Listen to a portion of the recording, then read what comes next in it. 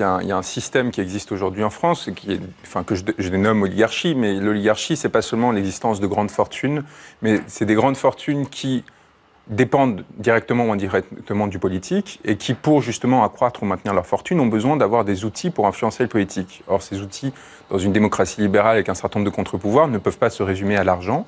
Et donc, qu'est-ce qu'ils font? Ils investissent dans les médias, dans l'espace public, pour essayer de prendre le contrôle de cet espace public. C'est ce qui s'est passé en France avec 9 milliardaires qui détiennent 90% de la presse écrite de ce pays. On ne parle pas de l'audiovisuel. Et à partir de cette prise de contrôle, pouvoir influencer l'opinion publique et évidemment, du coup, la mécanique électorale. Or, dans une démocratie, si vous votez pour A en pensant que A est B, votre vote est rendu complètement inefficient. C'est-à-dire que vous n'avez aucune capacité d'impact sur le réel. On peut vous manipuler comme on le souhaite. Et ce que j'essaie de montrer, c'est comment cette mécanique s'est mise en place et surtout s'est intensifiée avec l'élection de Macron. Jusqu'ici, on avait droit à des guerres oligarchiques entre les Arnaud, les Pinault, les clans de la droite libérale, la droite plus conservatrice, et ainsi de suite. Et là, on a tout d'un coup une sorte de condensation de l'ensemble de ces réseaux du Petit Paris, de ce que je dis être le Petit Paris, qui tout d'un coup se rangent derrière un même candidat par peur d'un effondrement de leur système, par peur d'une victoire de Jean-Luc Mélenchon ou de Marine Le Pen. Et à partir de là, en fait, une sorte de mécanique qui se révèle à elle-même justement par la grossièreté de cette condensation. Ça devient trop visible, et du coup, ça peut être décortiqué par quelqu'un comme moi qui, tout d'un coup, rend tangible ce qui, jusqu'ici, en fait, pouvait être masqué par des effets de pouvoir, contre-pouvoir. Et cette distorsion de l'espace public, évidemment, ça produit quoi, in fine? Ça produit des violences politiques au sein de notre pays, parce que des personnes qui, à un moment, ces fortunes-là se font aux dépens du bien commun, et donc elles finissent, parce qu'on transfère des ressources de l'État vers le privé, à travers des privatisations. Enfin, les fortunes de Bernard Arnault, c'est Boussac, les fortunes de Xavier Niel et compagnie, c'est des licences que leur octroie l'État. Donc c'est à chaque fois, en fait, une part de notre collectivité qui est prise. Or, l'ensemble du pays paye des impôts pour cela. Et donc on se retrouve avec une situation où, par exemple, la taxe carburant, c'est 60 millions de personnes qui vont être taxées, parce que tout le monde utilise directement ou indirectement des ressources qui dépendent du carburant, pour faire quoi? Pour alléger les charges des grandes entreprises du CICE, donc des actionnaires des grandes entreprises, donc de personnes comme Bernard Arnault, etc. Et donc on a 60 millions de personnes qui se voient taxées pour financer les 2000, 3000 personnes les plus privilégiées de ce pays. Donc ça, c'est le résultat de cette politique oligarchique, de cette mécanique, qui fait qu'à un moment, évidemment, ça s'enraye. Évidemment, ces personnes-là, on ne peut pas, pour être vulgaire, les pomper infinément. On verra après les conséquences de cela, et notamment des Gilets jaunes que vous avez défendus l'un et l'autre. Mais d'abord, sur cette version de la prise du pouvoir ou de la mise en place d'Emmanuel Macron au pouvoir, est-ce que vous la partagez avec Juan Branco? Ah oui, complètement. C'est ma thèse, et vous le démontrez superbement. C'est-à-dire avec des noms, des chiffres, des choses sidérantes. J'ai découvert chez vous qu'à BFM, Macron avait totalisé, à lui tout seul, la totalité des passages des autres candidats. Et on se retrouve avec BFM, je ne sais pas si vous avez vu qui vient d'être nommé à BFM, à la tête de BFM, Marc-Olivier Fogiel. Ce qui, en soi, devrait... Mais c'est ça qui est intéressant, on regarde ça de loin, on se dit, mais ce pays est devenu d'une médiocrité sidérante, où c'est complètement effondré. Pour qu'est-ce que Marc-Olivier Fogiel vient faire à la tête de BFM TV? Et il faut rentrer dans ces réseaux oligarchiques. Il vient de faire une carrière à la radio assez exemplaire. Oui, mais à aucun moment un niveau de direction ou de construction de quoi que ce soit. C'est-à-dire que cette personne n'a rien à voir avec l'information continue, avec la direction d'une chaîne. Et en fait, on comprend que c'est un très proche de Mimi Marchand, qui l'a présenté à Brigitte Macron, et que ce pouvoir est tellement aux abois qu'il est le seul en France à avoir considéré que BFM avait favorisé les Gilets jaunes et qu'il devait être repris en main. Et donc, il y a une demande de service qui est faite au propriétaire de BFM, qui est devenu entre-temps Patrick Drahi. Patrick Drahi, qui est-ce qui a autorisé le rachat de SFR par Patrick Drahi? C'est Emmanuel Macron lorsqu'il était ministre de l'économie. Et donc évidemment, Patrick Drahi rend service, et je le décris ça en détail dans Crépuscule, mais en rachetant Libération, l'Express, BFM, et puis après, évidemment, en intervenant au sein des directions, jamais au sein des journalistes. Ces oligarques ne s'embêtent pas à descendre à la base. Du coup, les journalistes qui travaillent à la base ont une impression de liberté. Parce qu'ils ne voient pas le cadre dans lequel ils sont enfermés, et ils n'ont pas de censure directe comme dans les cadres des totalitarismes, qu'ils soient russes, etc. Et donc cette impression de liberté est plus pernicieuse et peut-être plus dangereuse en fait qu'une contrainte directe. Oui, complètement, c'est la servitude volontaire. Et c'est pour ça que on me dit, mais votre livre, la dictature, c'est quand même un peu fort. Je dis, mais effectivement, si vous prenez comme modèle l'Union soviétique ou l'Allemagne nazie, ça va être difficile de comparer. Encore que, pour expliquer qu'il y a des morts à bas bruit aussi avec le capital et le capitalisme. Toutes les saloperies qu'on ingère, qu'on mange, qu'on digère, qui fabriquent des cancers, tous les gens qui se tuent, tous les gens qui sont avec des anxiolytiques, des antidépresseurs, qui sont des morts vivants, etc. On pourrait refaire. une espèce de théorie de la destruction quasiment invisible. Et là, c'est pareil, vous avez raison. C'est-à-dire que la tyrannie, elle est invisible, mais elle est tout de même là. C'est-à-dire qu'à une époque, on disait, ben voilà, tu vas faire ceci, tu vas faire cela, tu vas obéir, si tu n'obéis pas, tu vas en prison, etc. Là, ça se passe pas du tout comme ça. On met des gens à la tête d'un journal, et puis on sait très bien, quand on travaille dans ce journal, qu'il y a des choses à dire, des choses à pas dire, des choses à faire, des choses à pas faire, des gens à inviter, des gens à ne pas inviter, des livres dont on parle, des livres dont on ne parle pas, des livres dont on parle pour en dire du mal, systématiquement. Et on voit bien, moi ça va, j'ai un peu de bouteille et je vois bien comment fonctionne Libération, comment fonctionne l'Obs, pourquoi on dit du mal de celui-ci, pourquoi on dit du bien de celui-là, pourquoi on ne parle jamais de celui-ci, pourquoi est-ce qu'effectivement les journalistes vont d'un journal à l'autre en disant tiens, celui-ci il était dans un journal de droite, maintenant il passe dans un journal de gauche, oh là là, quelle chose effrayante. Mais non, finalement, c'est pas la droite, c'est pas la gauche, c'est effectivement l'État maastrichtien. Et aujourd'hui, les journaux sont tous majoritairement libéraux, prétendument libéraux. C'est-à-dire qu'ils fonctionnent quand même avec de l'argent public.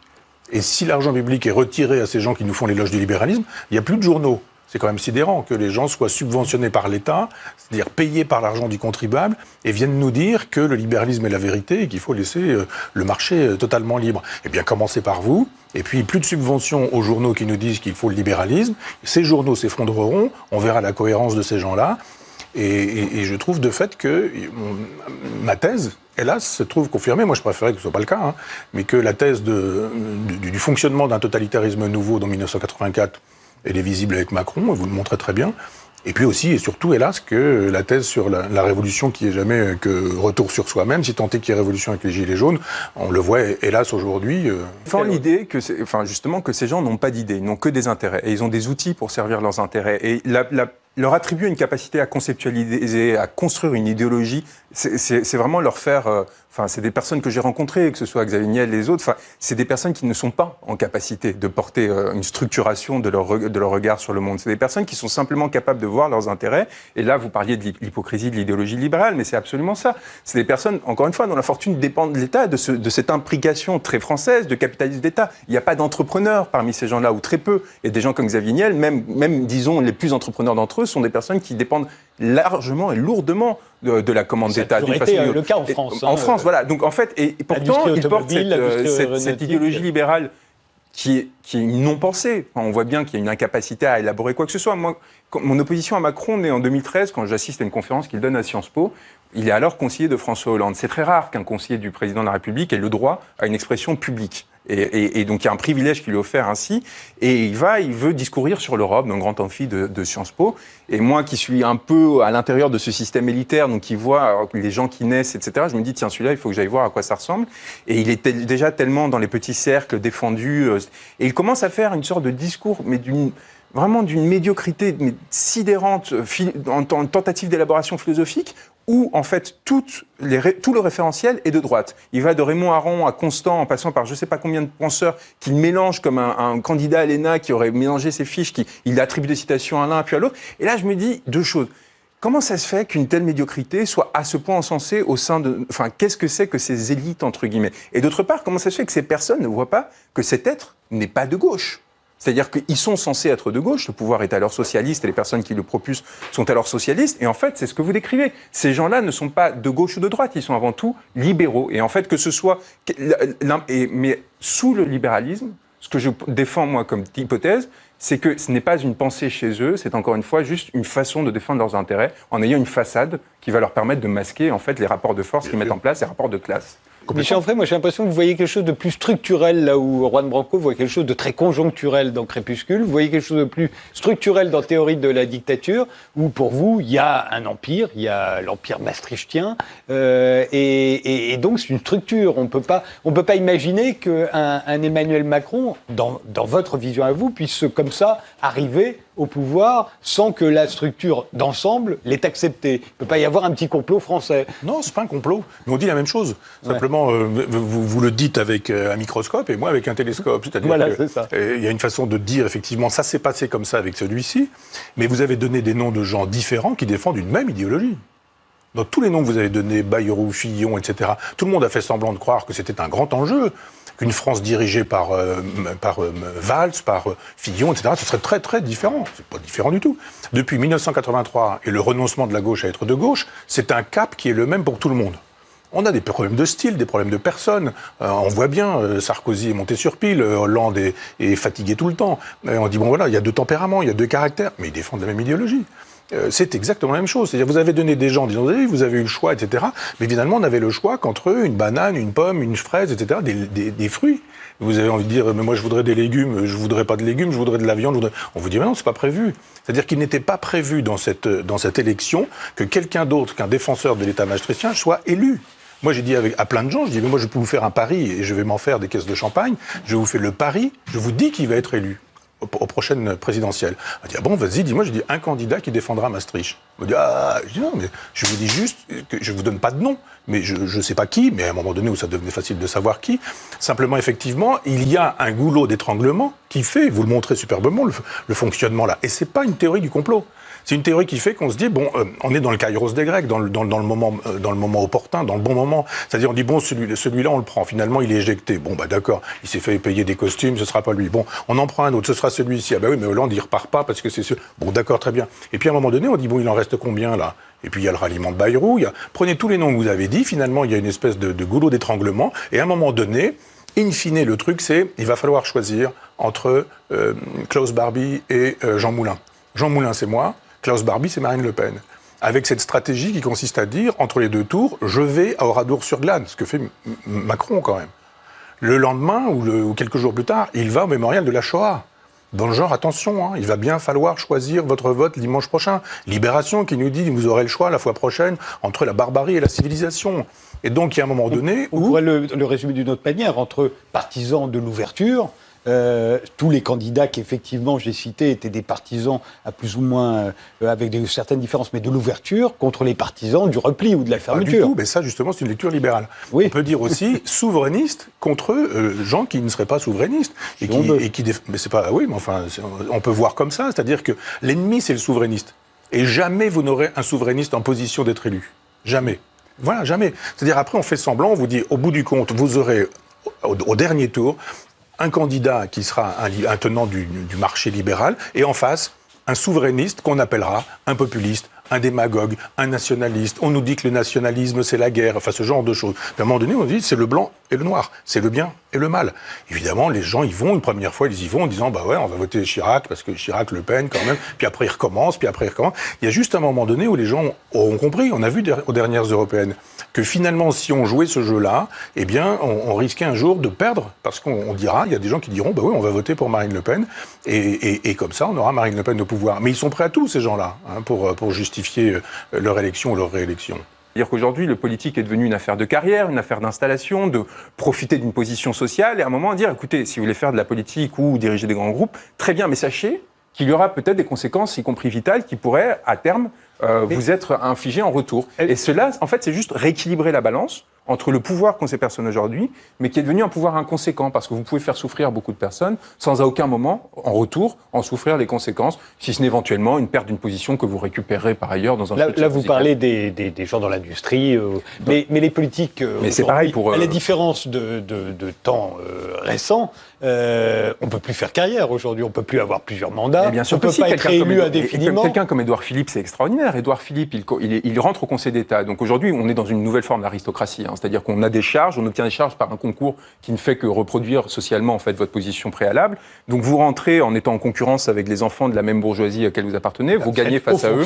Vous êtes haut fonctionnaire, donc vous rentrez au Conseil d'État. Vous avez une prébande à vie contre 10 heures, 15 heures de travail par semaine. C'est Hollande qui décrivait ça dans un entretien merveilleux quand il avait 30 ans sur la Cour des comptes. Il disait si je travaille 4 heures, je gagne 15 000 francs, si je travaille 8 heures, je gagne 30 000 francs et ainsi de suite. Bon, très bien. Pourquoi pas? Ça, c'est intéressant, c'est une organisation politique. Il décide que c'est pas assez. Donc il passe dans le privé, dans un cabinet d'avocats anglo-saxon, où il va faire jouer ses réseaux au Conseil d'État et sa connaissance d'intérieur de la machine pour faire gagner des grandes entreprises étrangères contre l'État français dans ses procès au tribunal administratif. En parallèle, il se dit c'est pas suffisant, donc je vais faire une carrière politique parce que comme on est dans un système aristocratisé, en gros, quand vous avez réussi un de ces concours de la fonction publique, immédiatement vous êtes absorbé par ces grandes forces politiques qui vous donnent en gros une charge. Donc il commence à faire sa carrière au Havre. À un moment, ça suffit pas parce qu'il s'ennuie entre les deux, je sais pas quoi, donc il rentre chez Areva. Il rentre chez Areva où il devient directeur du lobbying. Donc exactement la même chose, c'est-à-dire faire fructifier son carnet d'adresses obtenu dans le politique et dans l'État pour une entreprise qui est en train de sombrer. Pourquoi? Parce que c'est l'affaire Uramine, donc c'est 4 milliards d'euros qui disparaissent. Anne Verjon qui est en panique, qui a peur de se retrouver en prison et qui préférait devenir ministre de l'Industrie et qui charge Édouard Philippe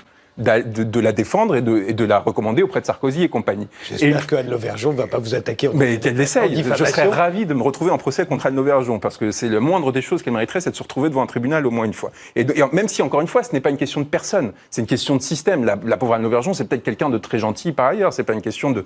Mais vous voyez ce que je veux dire. Et donc Édouard Philippe, derrière, en fait, construit un système de conflit d'intérêts qui va lui permettre, quoi qu'il arrive, d'être en position d'avoir une rémunération, une position symbolique. Il fait recruter sa femme à Sciences Po lorsqu'il devient maire du Havre, après avoir donné des subventions via la mairie du Havre à Sciences Po. Enfin, vous voyez, et donc il place ses affidés dans un système qui est clos, qui ne laisse sa place qu'aux personnes qui appartiennent à une même forme d'endogamy. Est-ce que ça n'est pas une conséquence justement du fait qu'aujourd'hui on ne veut plus de politique professionnelle, donc on veut qu'ils aient d'autres métiers et qu'ils ne puissent pas s'installer dans un poste. Mais vous voyez bien qu'à aucun moment dans ce parcours, il y a quelque chose qui ne dépend pas de l'État. La seule valeur de cette personne, c'est d'avoir accès aux ressources de l'État. Et c'est pour ça qu'il est valorisé dans le privé. Et exactement comme Emmanuel Macron quand il va chez Rothschild. C'est du fait de sa position d'inspecteur des finances et de l'accès au réseau que lui a donné l'État à travers la Commission Attali notamment, qu'il est valorisé chez Rothschild. On aurait pu dire ça de Louis Renault quand il a fondé les... parce qu'il construit des camions pour l'armée. Mais je vais juste finir là-dessus pour dire que du coup, il y a une fiction du fait qu'aujourd'hui, il n'y aurait plus de carrière. Mais non, mais si, mais l'acteur central à tout moment qui permet de maintenir en place cette classe dominante, ça reste l'État qui est en fait celui qui arbitre dans la redistribution des ressources. Et donc ça crée, évidemment, ça coûte de l'argent tout ça. Ça coûte de l'argent d'entretenir en fait tous ces réseaux successifs. Et donc évidemment, à un moment, on se retrouve dans des situations de pillage qu'on décrit, où il faut récompenser ceux qui vous promeuvent. Donc vous faites adopter des politiques libérales comme le CICE, qui n'ont aucun intérêt, si ce n'est celui de plaire aux personnes les plus fortunées de ce pays. Et du coup, évidemment, il faut le faire payer, donc taxe carburant, donc gilet jaune, et donc renversement potentiel d'un système qui allait trop loin, et surtout qui est complètement incapable de fonctionner autrement. Qui est complètement incapable, parce qu'il est sans idée, parce qu'il est sans pensée, les systèmes politiques existants est incapable de se réinventer. D'où l'aporie de la Macronie face aux Gilets jaunes et l'incapacité à quelques moments de formuler une alternative. Parce qu'il a été élu et il a été placé pour cela et que pour cela. Oui.